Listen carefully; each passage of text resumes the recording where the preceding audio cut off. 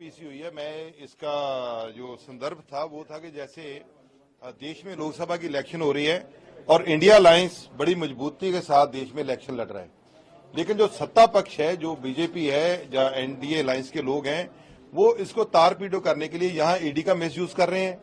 वहां उसके अलावा जो मजबूती के साथ इलेक्शन जीतने वाले उम्मीदवार हैं, उनके ऊपर कुछ ना कुछ वो गलत तरीके से उसकी किरदार कुशी करने की कोशिश कर रहे हैं, जो कि लोकतंत्र के लिए बिल्कुल गलत है। कांग्रेस पार्टी के सारे इन्होंने जो काउंट है वो फ्रीज कर दिए गए।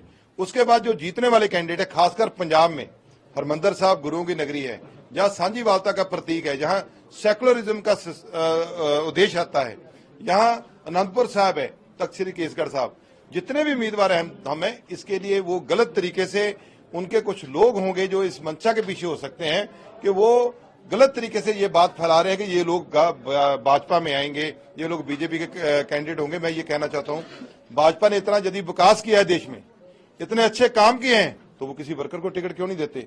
इनको कैंडिडेट इंपोर्ट के करने पड़ रहे हैं। कभी कोई बाहर से आ रहा है, कोई दूसरी पार्टी से लेके जा रहे हैं, ये खुद के कैंडिडेट क्यों नहीं खड़े कर पा रहे?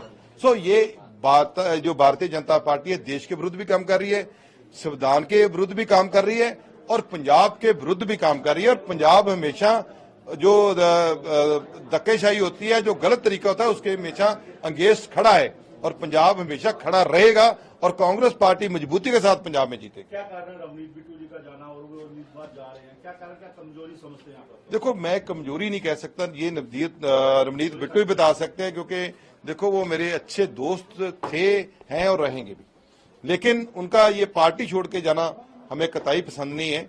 और ये क्यों गए हैं, क्या कमजोरी है, मैं इसका आकलन तो नहीं कर सकता, लेकिन मेरा ख्याल है कि जो बिट्टू जी इसके ऊपर ज्यादा बता सकते हैं। आपकी अफवाह भी उड़ाई गई थी, क्या उस पर आप क्या कहते हैं? मैं ये प्रेस कॉन्फ्रेंस का रीजन ही एक आज की अफवाह के ऊपर था कि ये किस तरीके से काम करना चाहते हैं।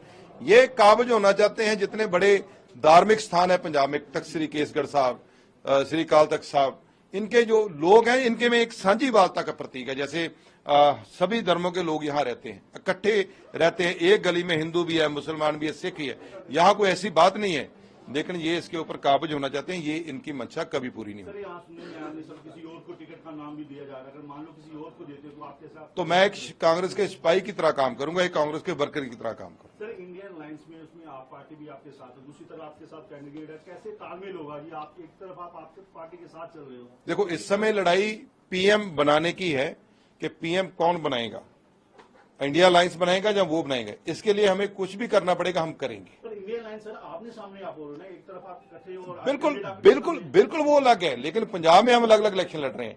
तो अभी ये यूपीए का हिस्सा है, एनडीए का अकाली दल, आज भी उनका जो अंदर से समझौता हो चुका है, वो कैसे लड़ेंगे?